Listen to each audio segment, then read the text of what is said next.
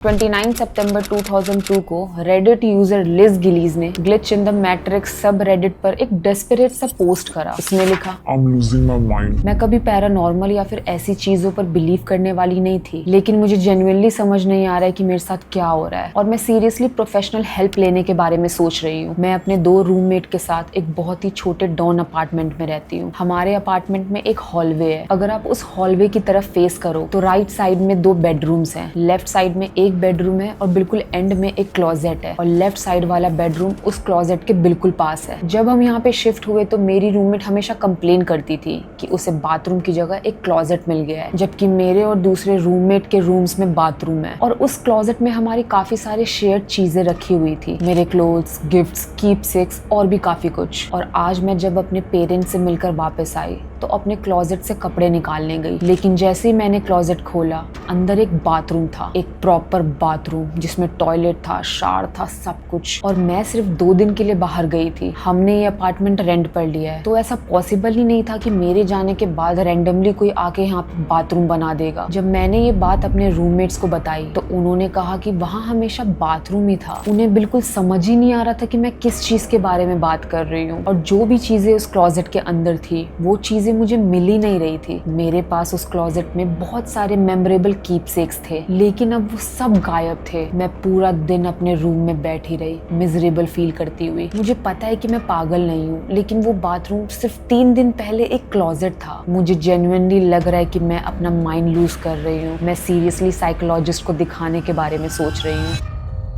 अब अगर आप glitch in the matrix stories की बात करें तो एग्जैक्टली इसी तरह की स्टोरीज सब रेडिट पर आती हैं, जहां एक पर्सन के साथ एक ऐसी स्ट्रेंज चीज होती है जिससे लगता है कि रियलिटी कुछ टाइम के लिए मैल फंक्शन कर गई हो। और क्योंकि वो अपने एक्सपीरियंस को प्रूव नहीं कर सकते, इस कम्युनिटी में लोग अक्सर उस एक्सप्लेनेशन को चूज कर लेते हैं जो उन्हें ज्यादा कंफर्टेबल लगती है, कि शायद वो पर्सन गलत परसीव नहीं कर रहा था बल्कि रियलिटी में ही कोई ग्लिच हुआ है। लेकिन इस पर्टिकुलर पोस्ट में एक चीज इसे और भी ज्यादा स्ट्रेंज बना रही थी। लिज किसी को ऑल्टरनेट रियलिटी या किसी थ्योरी पर बिलीव करवाने की कोशिश नहीं कर रही थी। इनफैक्ट उसने पोस्ट की बिगनिंग में ही क्लियर कर दिया था कि वो खुद पैरानॉर्मल या फिर ऐसी थ्योरीज पर बिलीव नहीं करती और वो ऑलरेडी प्रोफेशनल हेल्प लेने के बारे में सोच रही है। इसी सेल्फ अवेयरनेस की वजह से उसकी स्टोरी और अनसेटलिंग लगती है। यूजुअली इस सब रेडिट पर जो भी स्टोरीज आती हैं वो रिलेटिवली स्मॉल इंसिडेंट्स होते हैं, जैसे कोई छोटा ऑब्जेक्ट कुछ सेकंड के लिए गायब हो गया और फिर वापस नहीं आया, या फिर एक स्प्लिट सेकंड के लिए कोई चीज का अपीयरेंस चेंज हो गया। लेकिन लिज के साथ जो हुआ था उसमें 2 दिन के अंदर उसके अपार्टमेंट का पूरा एक फिजिकल पार्ट चेंज हो गया था। और सबसे स्ट्रेंज बात, किसी और को याद ही नहीं था कि वो जगह कभी क्लोजेट थी। उसके रूममेट्स के अकॉर्डिंग क्लोजेट वहां कभी था ही नहीं। नेचुरली कमेंट्स में लोग लिज को समझाने की कोशिश करने लगे। कुछ लोगों ने कहा कि अगर अपार्टमेंट किसी तरह चेंज हुआ है तो शायद उसके मिसिंग कीपसेक्स एक्चुअली में डिसअपीयर हुए ही नहीं है, शायद वो कहीं और मूव हो गए हैं। कुछ लोगों ने सजेस्ट किया कि अपार्टमेंट की पुरानी फोटोज चेक करो, शायद किसी ओल्ड फोटोज में कंफर्म हो जाए कि वो जगह कभी क्लोजेट हुआ करती थी। अब क्योंकि ये ग्लिच इन द मैट्रिक्स सब रेडिट था, ज्यादा टाइम नहीं लगा और ये डिस्कशन पैरानॉर्मल स्पेक्यूलेशन में बदल गया। लोग ऑल्टरनेट यूनिवर्स, टाइमलाइन जंप्स और क्वांटम इमॉर्टिलिटी की थ्योरीज देने लगे। कुछ लोगों ने तो ये भी सजेस्ट किया कि शायद लिज अपने ट्रिप के दौरान मर गई थी और उसकी कॉन्शियसनेस किसी दूसरी टाइमलाइन पर जंप कर गई। एक पॉइंट पर लिज ने रेडिट यूजर्स के बिजार एडवाइस को फॉलो करके सिचुएशन को समझने की भी कोशिश की, लेकिन अनफॉर्चुनेटली कुछ भी काम नहीं आया। कुछ टाइम के लिए जेन्युइनली ऐसा लगने लगा कि इसका कोई भी एक्सप्लेनेशन नहीं है, जैसे लिज ने सच में किसी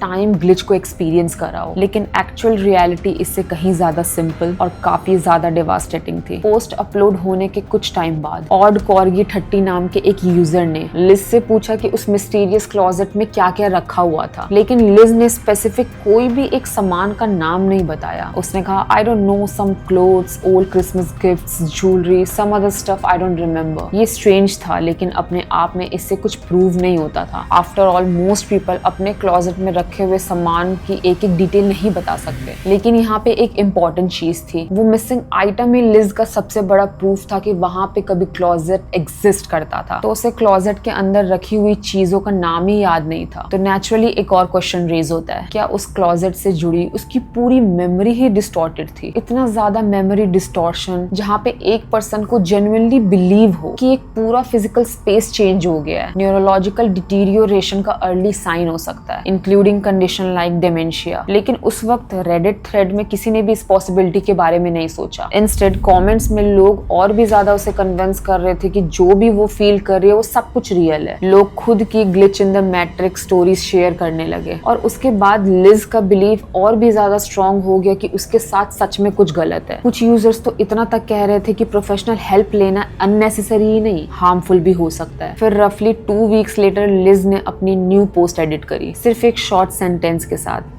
I have brain tumor. And suddenly जो भी कुछ कमेंटर्स एक ग्लिच इन द मैट्रिक्स समझ रहे थे वो सब एक लाइफ थ्रेटनिंग मेडिकल कंडीशन की तरह दिखने लगे। लिज ने कभी ये डिस्क्राइब नहीं करा था कि एग्जैक्टली उसे किस टाइप का ट्यूमर था, लेकिन brain tumour memory distortion, hallucination, confusion और परसेप्शन में चेंज कॉज कर सकता है। और ट्यूमर ब्रेन में किस लोकेशन पर है उसके अकॉर्डिंग वो ब्रेन के फिजिकल एनवायरनमेंट को प्रोसेस करने के एबिलिटी को भी अफेक्ट कर सकता है। मतलब सबसे लाइकली एक्सप्लेनेशन ये हो सकता है कि लिज के ब्रेन ने एक मेमोरी क्रिएट या फिर ऑल्टर कर दी थी, इतना कन्वेंसली कि उसने उसके सामने जो एक्चुअल रियलिटी थी उससे कंप्लीटली ओवरराइड कर दिया। पॉसिबिलिटी ये भी है कि लिज कहीं और जगह पर भी रही हो जहाँ पे एक सिमिलर लोकेशन पर क्लोजेट था और उसके ब्रेन ने उस पुरानी मेमोरी को उस अपार्टमेंट के साथ मर्ज कर दिया हो जहाँ पे वो अब रह रही थी। लेकिन सबसे अनसेटलिंग पार्ट ये है कि हम शायद कभी श्योर हो ही नहीं पाएंगे कि एक्चुअली हुआ क्या था, क्योंकि लिज ने कभी उसके बाद कोई अपडेट दी ही नहीं और उसकी रेडिट एक्टिविटी भी उस पोस्ट के बाद बिल्कुल बंद हो गई। और कुछ ब्रेन ट्यूमर अडल्ट्स में एवरेज सर्वाइवल रेट 14.6 मंथ्स होने की वजह से एक वेरी रियल पॉसिबिलिटी ये भी हो सकती है कि वो अब जिंदा ना हो। अगर ऐसा है तो हो सकता है कि ये रेडिट थ्रेड किसी ऐसे पर्सन के फाइनल मोमेंट्स को डॉक्यूमेंट कर रहा था जो धीरे धीरे अपनी रियलिटी पर ग्रिप लूज कर रहा था और हजारों स्ट्रेंजर्स उसे ऑनलाइन कन्विंस कर रहे थे प्रॉब्लम उसके ब्रेन में नहीं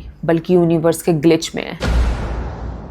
28 दिसंबर 2025 को रेडिट पर एक पोस्ट की गई जिसका टाइटल था please help, random bare feet and snow showing up in front yard. एक आदमी ने बताया कि पिछले पूरे दिन स्नोफॉल और बारिश हो रही थी, इसलिए उसने बैकयार्ड चेक करने का डिसाइड किया। लेकिन जैसे ही उसने नीचे देखा उसके कार के आसपास और बैकयार्ड में बेयर फिट के फुटप्रिंट्स थे। उसने दोबारा चेक किया, उसे लगा कि शायद उसके ही स्लीपर्स के मार्क्स होंगे, लेकिन नहीं, वो क्लियरली किसी नंगे पैर के फुटप्रिंट्स थे। इसके बाद उसने डिसाइड किया कि रात को यार्ड में एक कैमरा लगा देते हैं। अगली सुबह जब वो उठा तो फुटप्रिंट्स और भी ज्यादा थे, लेकिन कैमरा में कोई भी पर्सन रिकॉर्ड नहीं हुआ। वो आदमी पूरे मॉर्निंग और दिन तक यही चेक करता रहा कि नए फुटप्रिंट्स तो नहीं आए और लगभग 1 घंटे पहले एक और फुटप्रिंट दिखा, लेकिन स्नो मेल्ट हो रही थी और पहले से ही बहुत सारे फुटप्रिंट थे, इसलिए क्लियरली समझना काफी मुश्किल था। उस आदमी ने फुटप्रिंट्स की सेवरल पिक्चर्स रेडिट पर पोस्ट करी। इनिशियली कमेंट्स में लोगों को लगा कि इसका कोई सिंपल सा एक्सप्लेनेशन होगा। कुछ लोगों ने सजेस्ट किया कि घर में रहने वाले कोई पर्सन स्लीप वॉकिंग कर रहा होगा, लेकिन कुछ यूजर्स ने उस आदमी को कुछ और चीज चेक करने को बोला, कार्बन मोनोऑक्साइड लीक। उनका कहना था कि घर में कोई पर्सन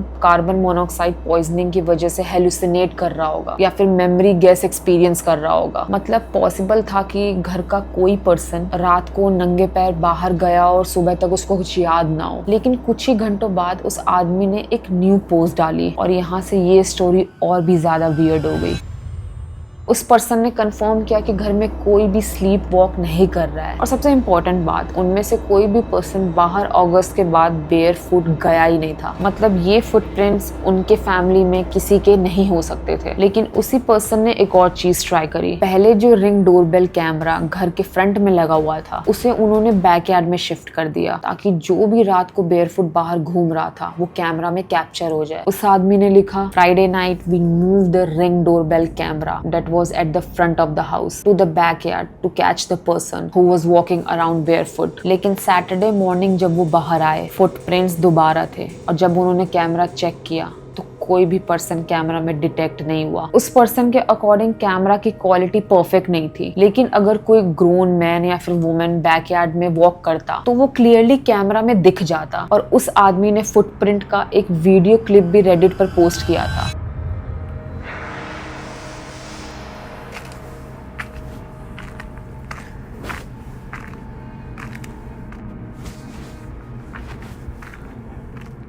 लेकिन जैसे जैसे वो फुटप्रिंट को डिस्क्राइब करता रहा, सिचुएशन और भी ज्यादा स्ट्रेंज हो गई। ये नॉर्मल कोई फुटप्रिंट्स नहीं थे कि यार्ड में वॉक करने से बनते। इनके बीच का डिस्टेंस अनयूजुअल और इनकंसिस्टेंट था। एक नॉर्मल पर्सन के फुटप्रिंट्स की तरह इनमें कोई स्टडी रिदम नहीं था। कुछ फुटप्रिंट्स कार के पास क्लस्टर्ड थे और कुछ घर के विंडोज के बिल्कुल पास, जैसे वहां पर खड़ा होकर अंदर कोई देख रहा हो। लेकिन सबसे स्ट्रेंज पार्ट, इन फुटप्रिंट्स का कोई क्लियर ट्रेल था ही नहीं कि वो प्रॉपर्टी के अंदर आए, कहां से आए, बाहर गए, कुछ भी नहीं। अब क्योंकि ये पोस्ट एक पैरानॉर्मल सब रेडिट पर की गई थी, कमेंट्स नेचुरली उसी डायरेक्शन में गई। कुछ लोगों ने स्पिरिट्स के नाम लिए, कुछ ने स्किन वॉकर बोला, कुछ लोगों ने तो मिथिकल क्रिएचर तक सजेस्ट कर दिए। लेकिन पोस्ट करने वाला बंदा खुद पैरानॉर्मल एक्सप्लेनेशन को लेकर कन्विंस नहीं था। उसने खुद बोला था कि वो रेडिट पैरानॉर्मल एनकाउंटर पे जब गया जब कैमरा ने किसी पर्सन को डिटेक्ट नहीं करा था। लेकिन सब रेडिट के फ्रेमिंग ने लोगों का फोकस एक रियलिस्टिक पॉसिबिलिटी से हटा दिया। एक टॉप कमेंट में किसी ने लिखा, someone is scouting your house, time to invest in security cameras and lights. यानी किसी ने घर को ऑब्जर्व करने के लिए ये सब किया हो सकता है। और एक कमेंटर ने जो खुद को एक रिफॉर्म्ड बर्गलर बता रहा था, एक्सप्लेन किया कि कोई पर्सन बेयरफुट क्यों आ सकता है। अगर आपको रिफॉर्म बर्गलर के बारे में नहीं पता तो मैं बता दूं कि वो पर्सन होते हैं जो पहले चोरी करते थे एंड आगे जाके वो चेंज हो गए हैं एंड वो क्राइम अब कमिट नहीं करते। Basically now they live an honest life. उसके अकॉर्डिंग अगर कोई बर्गलर घर को सीक्रेटली स्काउट कर रहा हो तो वो अपने शूज बाहर उतार सकता है और वापस जाते वक्त पहन सकता है, क्योंकि शूज के सोल्स पर आइडेंटिफिकल पैटर्न्स होते हैं जो कि इन्वेस्टिगेशन में मैच हो सकते हैं। लेकिन बेयर फिट या फिर सॉक्स के साथ फुटप्रिंट को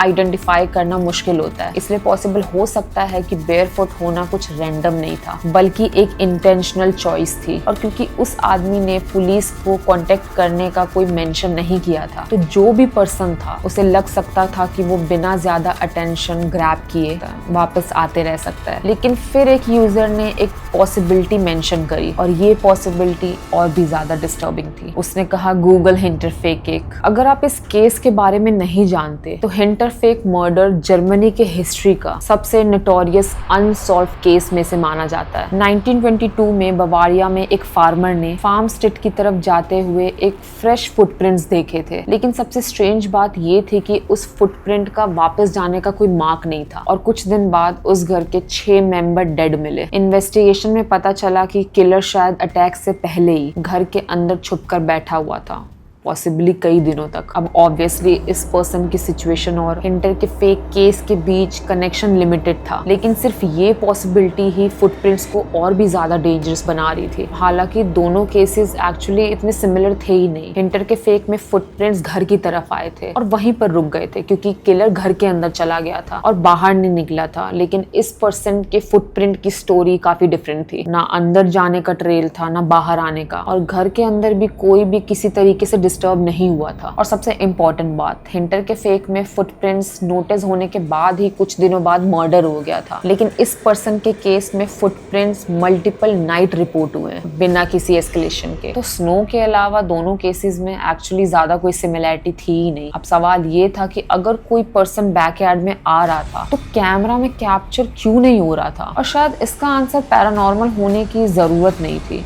या हो भी सकता है। लेकिन उस पर्सन ने बताया कि जो वो रिंग डोरबेल कैमरा यूज कर रहा था वो कंटिन्यूसली रिकॉर्ड नहीं करता, वो तभी रिकॉर्ड करता है जब कोई मोशन सेंसर ट्रिगर होता है। और रिपोर्ट के अकॉर्डिंग मोशन डिटेक्ट होना और एक्चुअल रिकॉर्डिंग स्टार्ट होने के बीच एक डिले हो सकता है। कई रिंग यूजर्स ने रिपोर्ट किया है कि कैमरा कभी कभी अप्रोचिंग पर्सन को मिस कर देता है और कभी उसके वॉक अवे करने का फुटेज कैप्चर कर देता है, या तो कभी कभी वो भी नहीं। और इसके ऊपर मोशन सेंसर डिटेक्शन के बीच अब snow, cold weather, slow wifi और एक ऐसा डोरबेल कैमरा जो अभी अभी अपनी नॉर्मल पोजीशन से बैकयार्ड में शिफ्ट किया गया था। इन सब चीजों को अगर हम कंबाइन करें तो ये समझना मुश्किल नहीं है कि इंट्रूडर कैमरा में कैप्चर ही नहीं हुआ होगा। और शायद इसी वजह से थर्ड डे के बाद फुटप्रिंट भी सडनली डिसअपीयर हो गए थे। कुछ वीक्स बाद जब दोबारा स्नोफॉल हुई, उस पर्सन ने कंफर्म किया कि अब कोई नए फुटप्रिंट्स नहीं आए। मींस जो भी पर्सन था उसने शायद बैकयार्ड में कैमरा नोटिस कर लिया होगा। अब उसके बाद उसने डिसाइड कर लिया कि ये घर अब रिस्क लेने लायक नहीं है। लेकिन वो एक्चुअली कौन था,